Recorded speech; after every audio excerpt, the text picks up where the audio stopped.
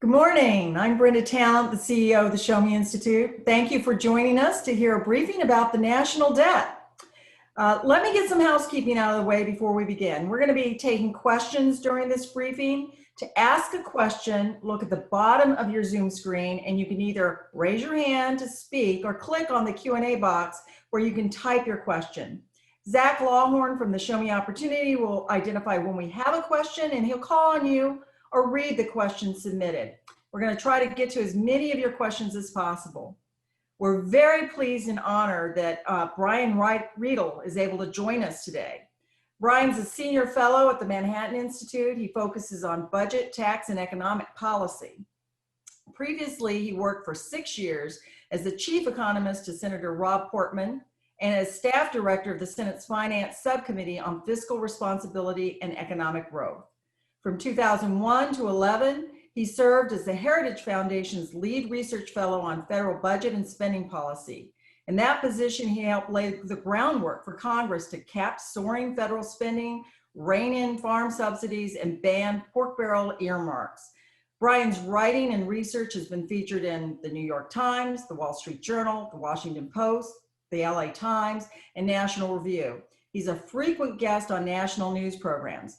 Brian, thank you for joining us today, and I'm going to turn the program over to you now. Great. Thank you, Brenda. Thank you, Zach. Thank everyone at the Show Me Institute for inviting me today.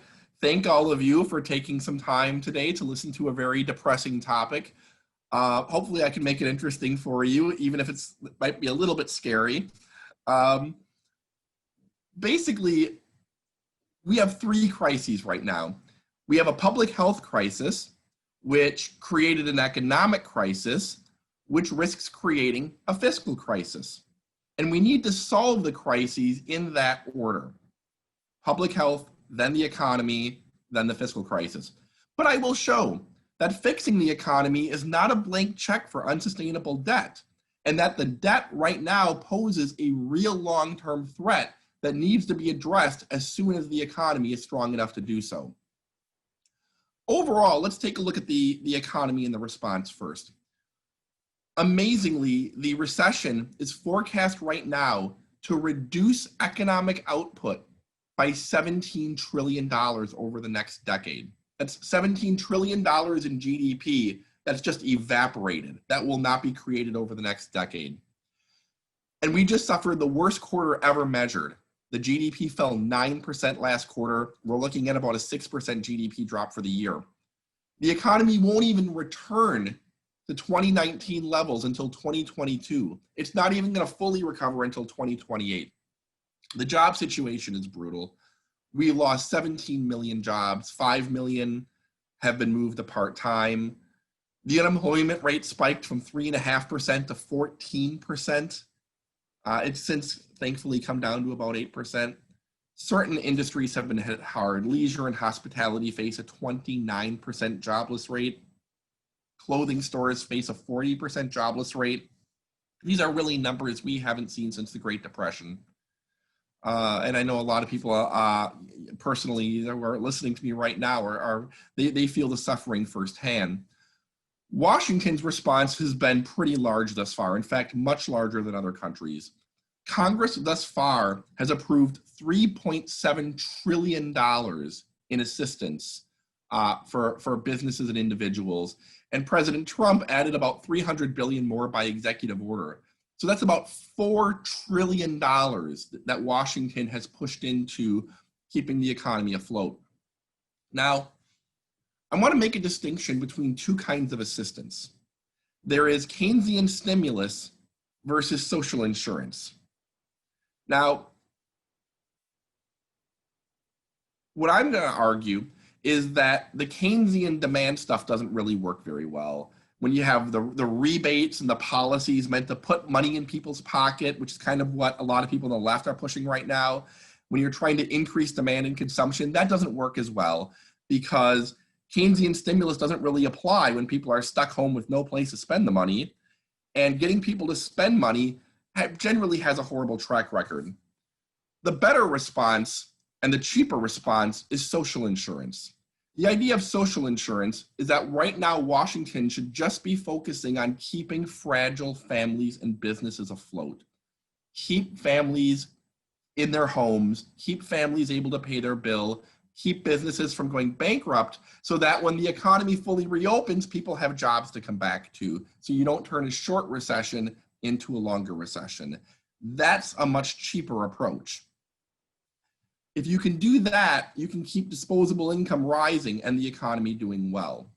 So I think that's right now the best approach for Washington is target aid to vulnerable business and families, skip the universal programs, skip the $3.4 trillion Keynesian bazooka the Democrats have proposed.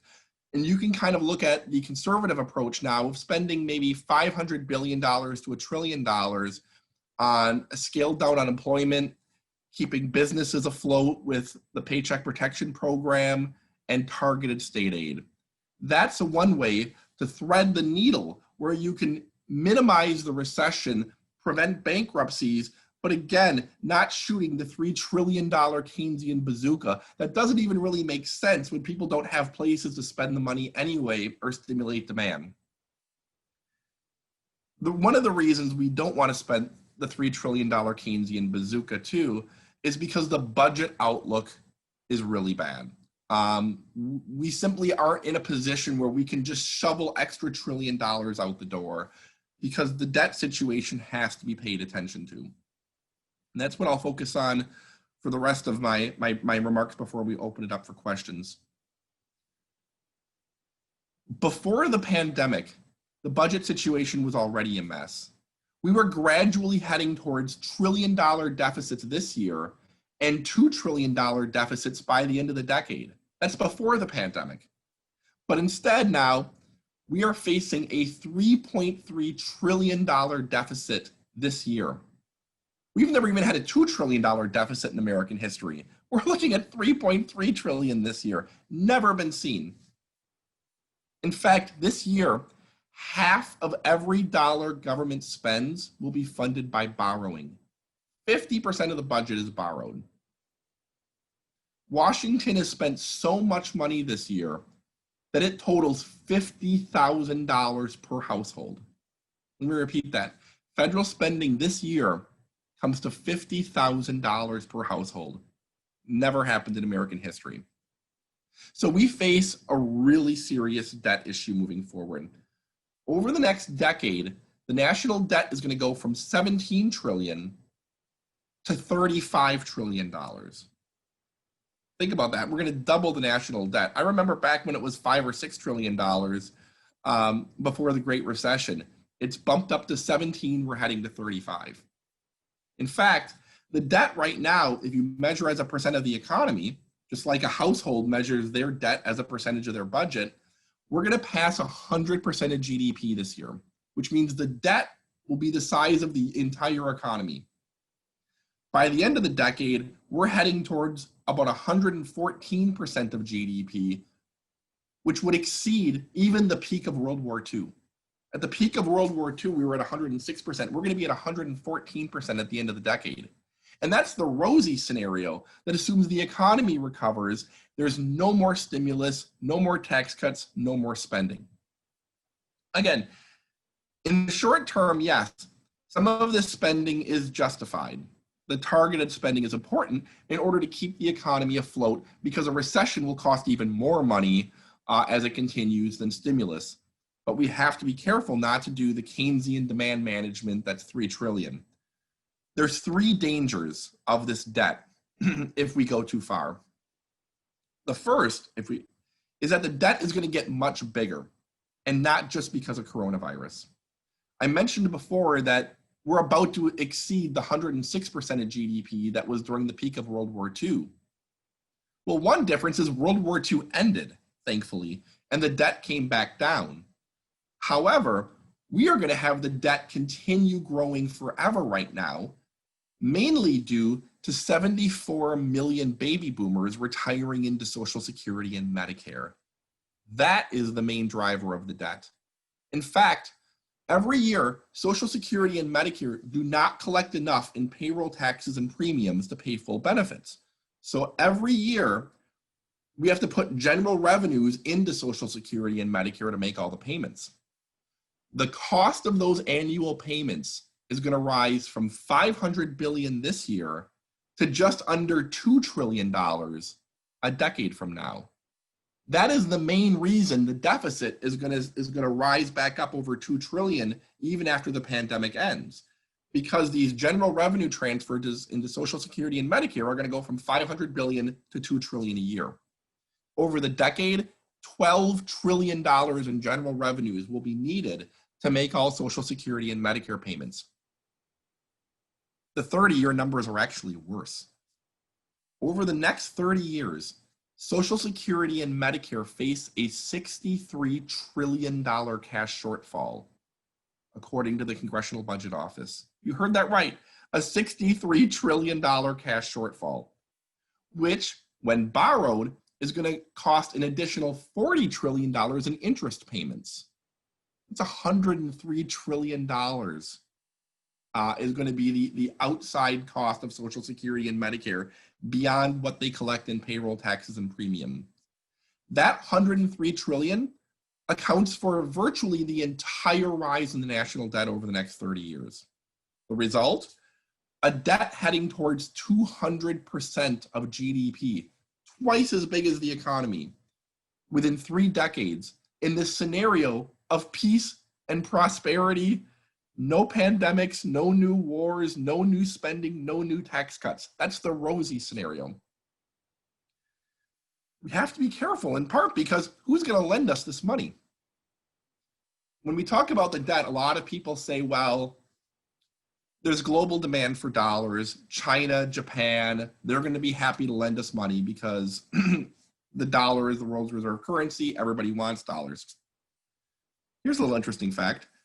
Over the last decade, China and Japan's borrowing haven't increased at all. They have held $2.2 trillion of our debt for a decade combined, $2.2 trillion. So as the debt heads to $100 trillion over the next 3 decades, this is well beyond what we can expect China and Japan to bail us out. Even if they do things, that would still be only $4 trillion out of $100 trillion. So that means that this $100 trillion debt is going to have to be overwhelmingly financed by Americans. How is that going to happen? Well, here's an interesting factoid. This past year, we borrowed $3.3 trillion. That's this year's deficit. 60% of it was funded by the Federal Reserve. We are basically funding 60% of all the borrowing this year with the printing press. The other 40% of the borrowing came from domestic savings because during the pandemic, the US savings rate quadrupled from 8% to 32%. So you had a lot of savings and the Federal Reserve monetizing 60% of it. Is that really sustainable though? Moving forward, we're looking at about $18 trillion in the next decade.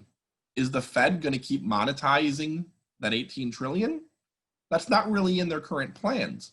That leaves domestic savings to fund most of this, even as savings rates fall back to normal levels. That also means that even if they can fund it, it's going to come out of money that would have gone usually to business investment, which would have helped productivity and growth. We're going to be diverting a lot of money from the productive sectors of the economy in order to feed the government beast. This looks doable at the outset because interest rates have been low. But will they always be low? And we have to take a look at, are interest rates really going to be able to stay low to afford this? Now, right now, CBO says yes. Even as the projected debt has soared, CBO now says that over the next decade, the average interest rate paid by the government will only be about 1.5%. Looks affordable. This is miles lower than normal. In the 1990s, the government paid 7%. In the 2000s, the government paid 5%. In the 2010s, they paid about 2.5%. Now, CBO is assuming that interest rates are going to stay at 1.5%. Here's where it gets a little scary. For all of this debt to be affordable, interest rates really have to stay below 2.5% forever. And it's important to note, government isn't locking in these low interest rates like a family with a mortgage. Most of the government's debt is short term. It has to be rolled over, which means if interest rates rise, the government's interest payments rise pretty quickly too. It's kind of like a family borrowing a lot of money and then taking out a variable rate mortgage. You got to be careful.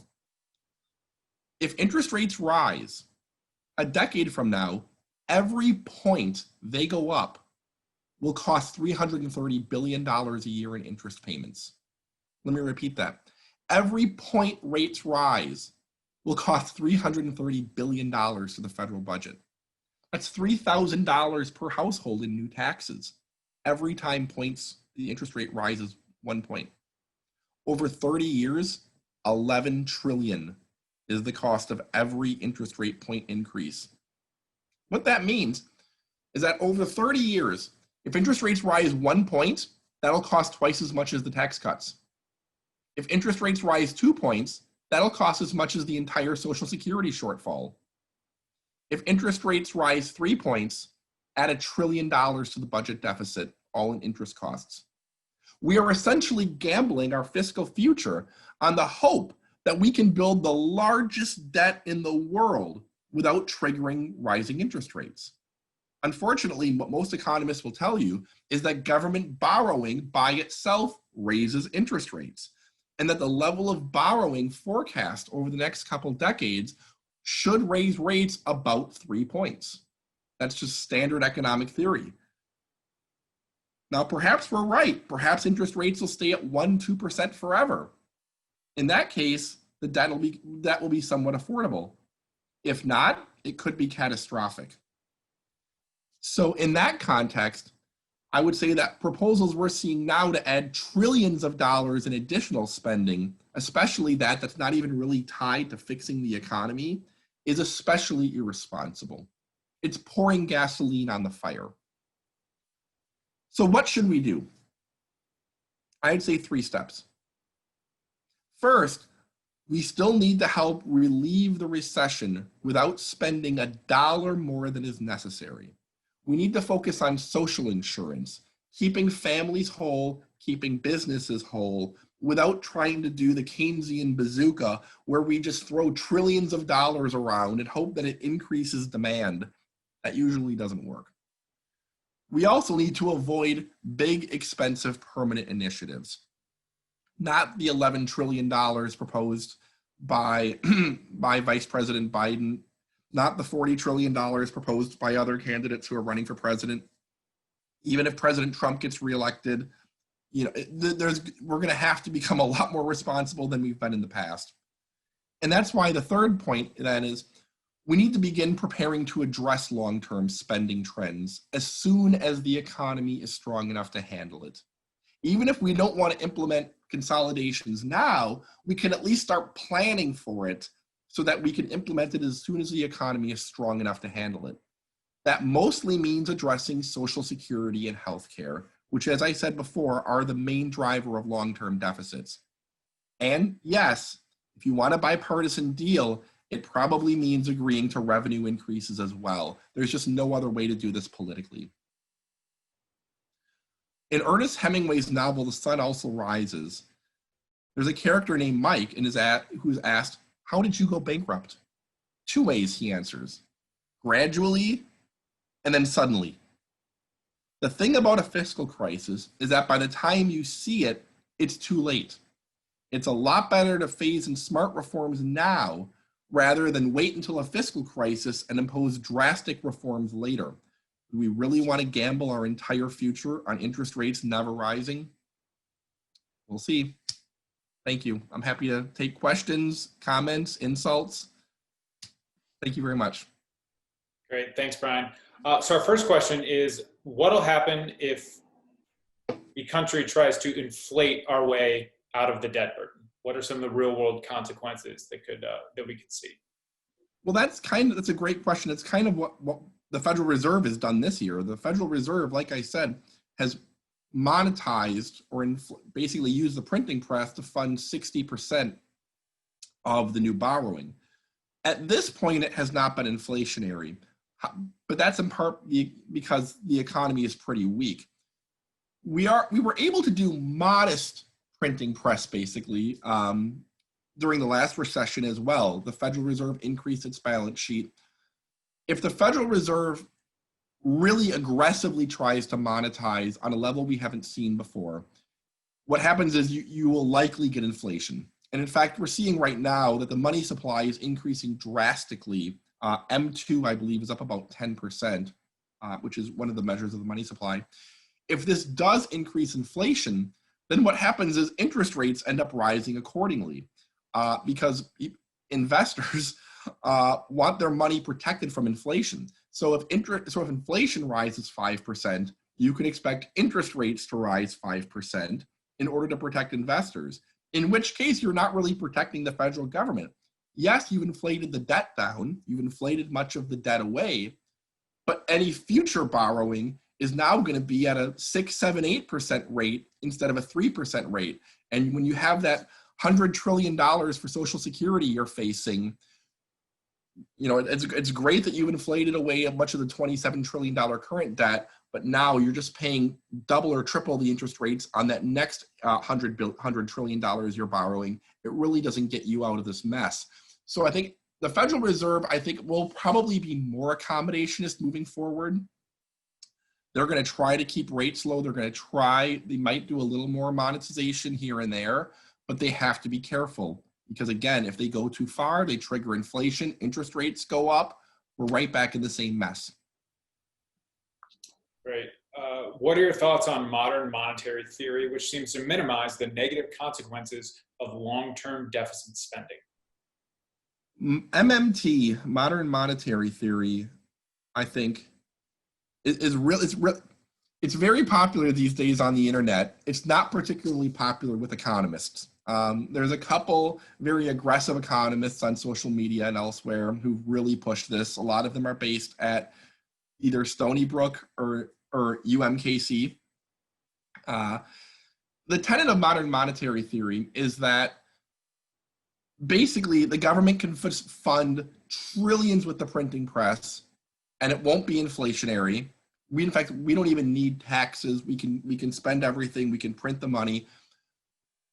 I think economic history shows that this is simply not true at all. I mean, MMT people are very quick to point out that the government has the power to print its own money. That is true. The government does have the power to print its own money. That doesn't mean there's no consequences.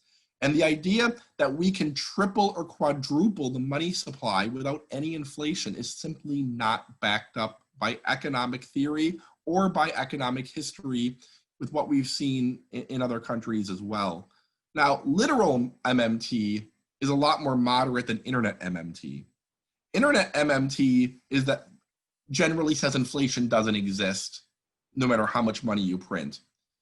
But if you actually read the MMT theorists, they will admit that at a certain point you get inflation. And their answer to that then is just raise taxes through the roof in order to pull down inflation. Well, in that case, your spending still isn't a free lunch either. You're just paying for it with huge taxes anyway. So I think, you know, literal MMT is a little more moderate, but it's more just it just brings you huge taxes and huge spending. Internet MMT is the argument that just inflation is a figment of our imagination. I think you will not find 99% of economists taking that seriously. With the 15-year Treasury yield under 1% and 30-year Treasuries under 1.5%, why is the market not reacting to the debt crisis you're describing? Right now, I think the market is, well, two reasons. Right now, I think the market is looking short-term. And they see a weak economy right now, and they're lowering interest rates right now because there's a glut of savings. Again, the savings rate has gone from 8% to 32% during the recession. So in the short term, you have supply and demand. You have a glut of savings out there. Businesses don't want to invest. Banks don't know what to do with the money they have. It has to find somewhere. The markets are clearing at that rate. That is a short-term effect. Long-term, though, I think you're going to see rates rise because the savings rates will drop back to the 8% rate. In fact, savings rates could start dropping pretty drastically if families aren't getting enough aid from Washington during the recession. You actually are going to see families stretched pretty thin. You're going to have less savings available to flood the market. The other reason is when I talk to people who work on Wall Street and people who work in banking about long-term interest rates, they are working under the assumption that there will eventually be a budget deal. They are working under the assumption that the $100 trillion national debt that the CBO forecasts in 30 years won't happen, because at some point in the next 5 to 7 years, the president and Congress will fix it. I hope they're right, but it's important to note that if the interest rates are on that assumption, you actually still have to get the deal. You can't take the view of, we don't need a budget deal because interest rates are low because they already assume the existence of a budget deal. At a certain point, if the debt starts to rise and Wall Street starts to believe that maybe there won't be a budget deal and maybe these long-term numbers are pretty bad, then you will start to see the 30-year rate rise. You'll see short-term rates rise. That's when you start to get a little bit of a panic. In personal finance, you hear about good debt and bad debt. Does that idea apply to the national debt? Theoretically, yes. There is good debt is debt that you can borrow at a long-term affordable interest rate that produces new wealth in order to help pay the interest.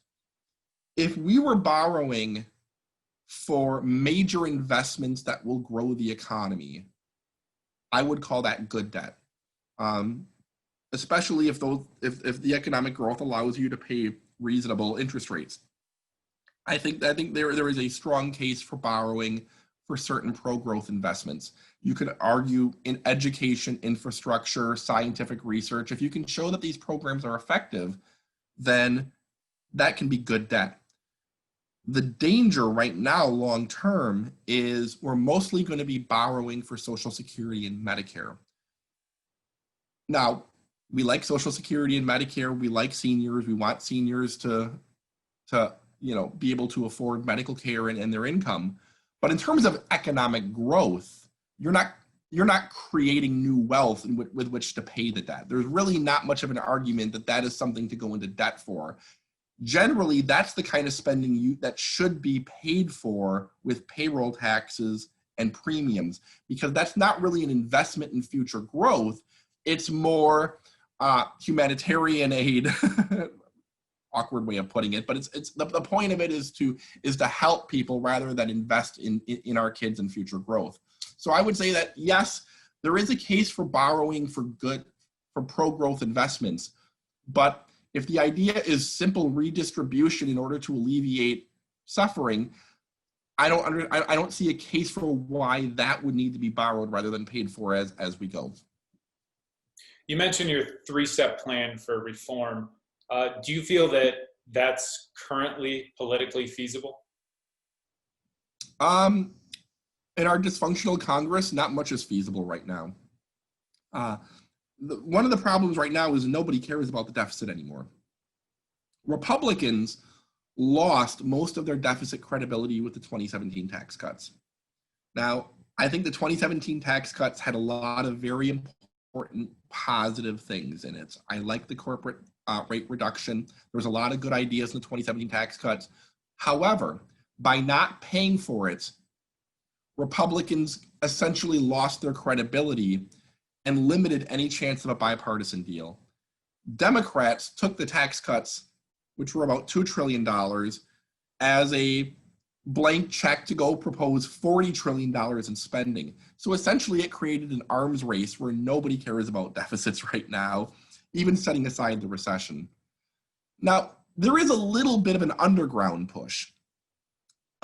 There is something called the Trust Act that Mitt Romney drafted in the Senate, and there's some House members supporting this, that would try to bring the Social Security, Medicare, and other trust funds into solvency. And the Trust Act was signed by 40 House members recently, 20 Democrats, 20 Republicans. So I think right now there's a little bit of a debt backlash bubbling up under the surface. And who knows, we might see another Tea Party after we have all this recession and debt, kind of like the last one. But politically right now, people don't seem to care because they're not feeling the effects of it. The danger, again, though, is once you start to feel the effects of it, once you have the slower growth and the higher interest rates, it's so much harder to fix. You really want to tackle this before you get there. But I'm holding out hope. I meet with senators and House members regularly on these issues. They personally see it, but they also think politically it's just too hard of a lift right now, even setting aside the recession. So how should the average person think about deficits? I mean, you mentioned that we're heading for record deficits. When gigantic numbers like that are thrown around, I mean, how much should that matter to the average person when they hear $2.6 trillion in deficits? Yeah, I think the way it matters to you personally, well, first, let me just say, you should, I would, for those of you who plan long-term finances and plan your projections into the future, I would plan on higher taxes.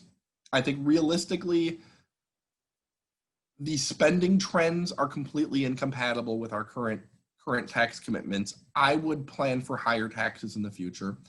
I think if you are heading towards retirement, I would at least be ready for the possibility that your Medicare premiums may be higher than they are right now. The Social Security eligibility age might be higher.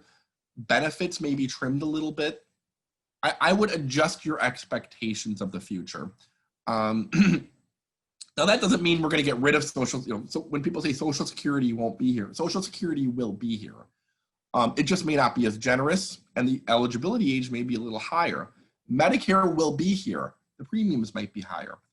In the meantime, I think setting aside your future tax and benefit assumptions, you should also be ready for some sluggish economic growth over the next 10 years. You have to be ready for the possibility that interest rates might rise. For those who are looking at buying a home, buying a car, business investment, we might be heading into an area where we have a little slower growth and some higher interest rates, and we should all be ready for that. So how should all of this, you touched on this a little bit earlier, but how should all of this impact the conversations that are being had right now about another round of government stimulus? It's a great question. I think, again, we should spend what it takes to keep the economy afloat and not a penny more. If we pulled back all of the aid right now and the recession got deeper, well, that might actually cost us even more than the stimulus. I mean, the first thing we have to do is get out of the recession, get some growth, get people back to work and create jobs, because you cannot solve a debt crisis during a recession. The recession is costing you money. So the first thing to do is get out of the recession. However, we have to, again, be careful. I think you want to help the unemployed. You want to give the vulnerable money so that they're not having their homes foreclosed on. They're not losing their homes. They're not going bankrupt. Because again, that creates even bigger economic problems. If we have a wave of foreclosures, that's going to ripple into the banking industry. And then you have a 2008 style problem. Keep people in their homes to avoid a bank panic and to help the damn families. On the business side, keep the businesses afloat, assure loans like the PPP program, the Paycheck Protection Program, to keep businesses afloat so that when the economy reopens, people have jobs to go back to. We can do that for $500 billion. We don't have to do $3 trillion like the Democrats are proposing. We can keep businesses and individuals afloat for about $500 billion. That's a lot less of addition to the national debt than what they're talking about. I mean, to give a taste on what the House passed bill does, states are looking at shortfalls of about $150 billion this year, according to Moody's. The House passed bill would give them $1 trillion. There's just no justification for $1 trillion assistance program for states that need $150 billion. Additionally, the House passed bill removes the cap on the state and local tax deduction. So basically, that is a tax cut of which 96% would go to the top quintile and more than half would go to the top 1%, mostly in coastal blue states. So the House passed bill is giving a huge tax break to the wealthiest families in New York and California, and giving states and local governments multitudes more than they've even asked for. I mean, that's just, when you're facing the debt numbers, that's just ridiculous. I mean, the $3 trillion in the House passed bill, the $3.4 trillion. Let's assume you're basically going to pay $100 billion on that alone every year in interest permanently. You're going to have $100 billion annual interest cost just from that bill. And you're going to pay that interest cost every year in the budget forever. Think what you could do with $100 billion a year in the federal budget. But instead, that would just be the interest cost of a $3.4 trillion spending bill. I just think it's unnecessary, and it takes away resources from things we need better. As we head into the election, are there anything or things that make you more optimistic or pessimistic that there'll be meaningful reform and change in this area? I'm a little pessimistic. President Trump put out his 50 goals for a second term. Deficit reduction was not one of them. Didn't even make the 50. President Trump has overseen about $6 trillion in added debt over his presidency. Hasn't really given much of an indication that he's going to address any of this. On the Democratic side, I guess we can say, Bernie Sanders wasn't nominated. He had proposed $97 trillion in new spending over the decade. Let me repeat that, $97 trillion. The thing is, even Joe Biden, who is a moderate by today's standards, has proposed $11 trillion in new spending. By contrast, the last three Democratic nominees, John Kerry, Barack Obama, and Hillary Clinton, each proposed $1 or $2 trillion over the decade in new spending. Well, Biden's proposed $11 trillion. So even if he's a moderate by today's standards, it's still the most left-wing presidential nominee in terms of budget since LBJ. My worry is, after the election, we're still going to have a Republican Party that's pretty indifferent to deficits and a Democratic Party that's happy to spend. I'm still kind of hoping on that underground movement in Congress. These senators and House members I talk to who quietly say this is unsustainable, the ones who sign on to the Trust Act. But ultimately, they're not going to act on this stuff until they hear from their constituents. And the constituents right now are obviously concerned more with the deficit, with the recession and the pandemic, which is understandable. But hopefully, once the economy gets better and it's strong enough to handle some deficit reduction, it would be really great if more voters actually went to Congress and said, no, I actually don't want free handouts. I want to leave this country in safe financial hands and not having a debt crisis. So why can't we just tax the rich to pay down the debt? Well, we can a little bit. I have an article in National Review last week where I walk through what can and can't be accomplished by taxing the rich. There is an argument that the rich could pay more than they are paying today. The challenge is that the amount of revenue you can make from taxing the rich is nothing compared to the problems we face.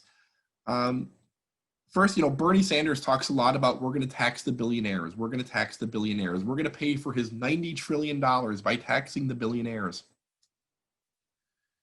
America has 800 billionaires. Their combined net worth is $3.4 trillion.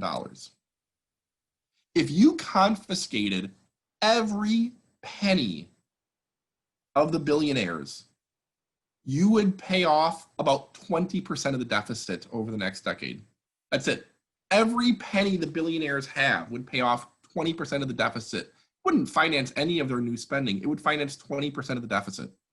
And that's actually like taking every penny they have and keeping in mind that most of the billionaire money is actually in the stock market. So you're wiping out your 401k. Let's keep this up. Let's say we had a 100% tax rate over $1 million. 100%. And let's say theoretically everyone kept working at a 100% tax rate over $1 million. You would raise 11 trillion over the decade. Still not even enough to balance the budget. And that's if everybody works. Overall, if you take a look at the plans by a lot of prominent advocates of higher taxes, the wealth tax, 70% income tax rates, huge corporate tax rates, you could soak the rich on a level unseen elsewhere in the world, and you'd raise about $6 trillion over the decade. Now, the baseline deficit is about 16 trillion.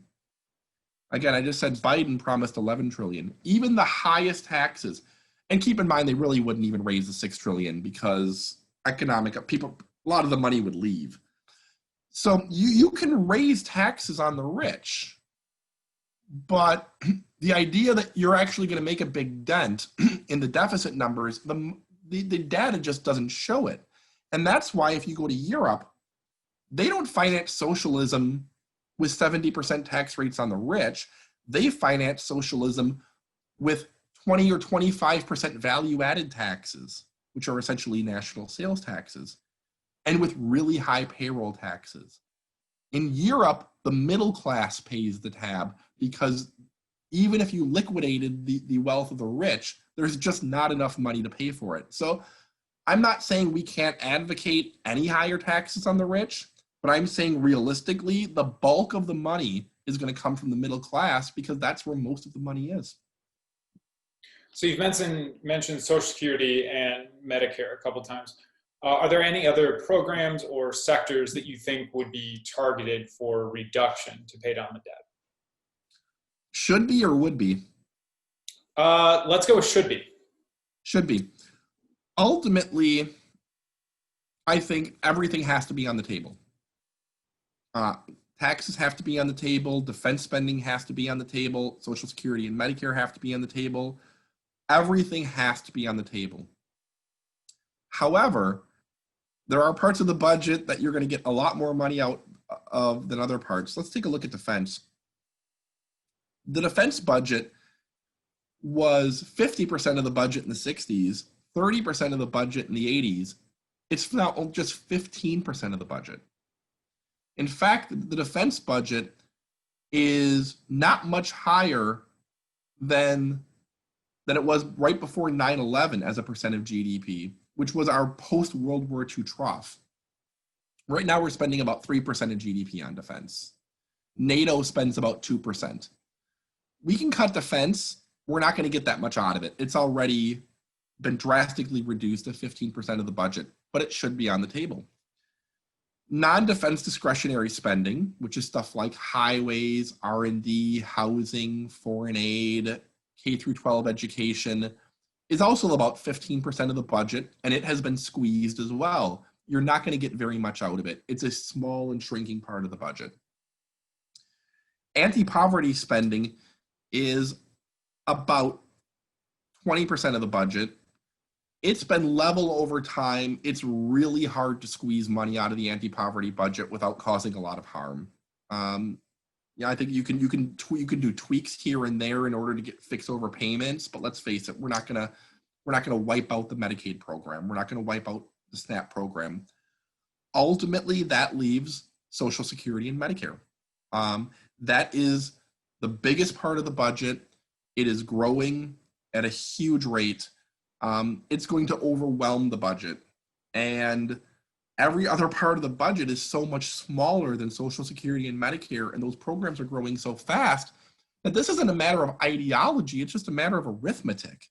If these programs are responsible for about 80 to 90% of all budget growth over the next decade outside of the pandemic, then that's where you have to go. You're not going to zero out defense. You're not going to zero out anti-poverty. You're not going to zero out non-defense discretionary spending. If 80 to 90% of the growth is Social Security and Medicare, that's where you have to go because that's where the money is.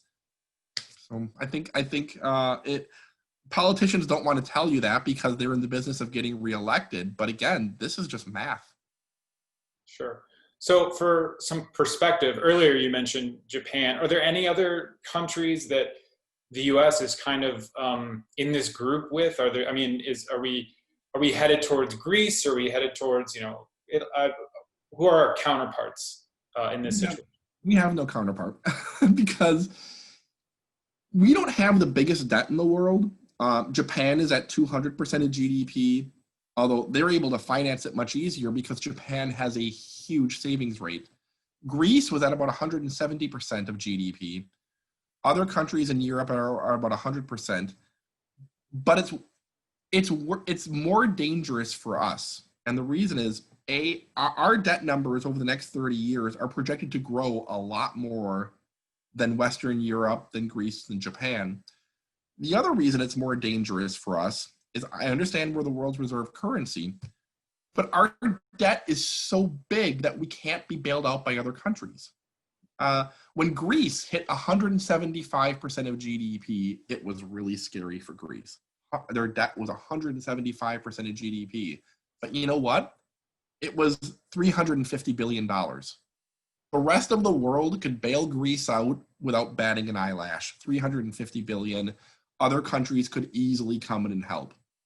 When our debt is heading towards 150 or 200% of GDP, at that point it's going to be 80 or 100 trillion dollars. No other country can help is going to bail us out of that. It's just the U.S. economy is so big, and our debt is so huge in relation to the world economy that we can't depend on China or Japan or the UK or Western Europe. No one's going to bail us out like other countries can bail Greece out. So not only do we have a debt that's rising faster than other countries, but you could argue that while we have the positive of being the world's reserve currency, we have the negative of being the one country the rest of the world can't bail out, because 100% of our GDP is enormous, much bigger than, say, 170% of the Greece GDP.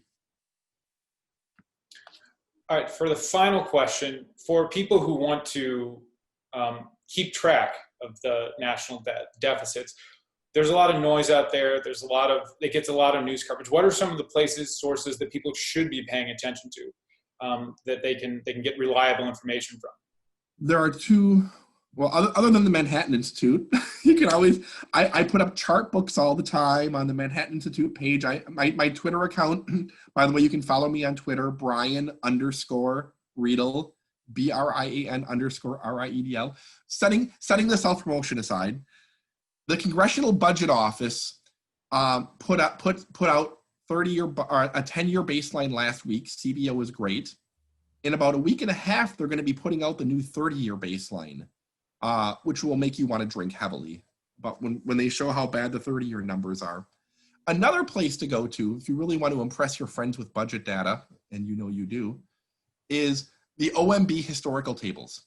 This is put out by the Office of Management and Budget. But it's nonpartisan. If you just Google OMB historical tables, you have a tab of a page of about 100 Excel tables of basically the history of budgeting up to the current year. You can see what's growing, what's shrinking, what's the biggest parts of the budget.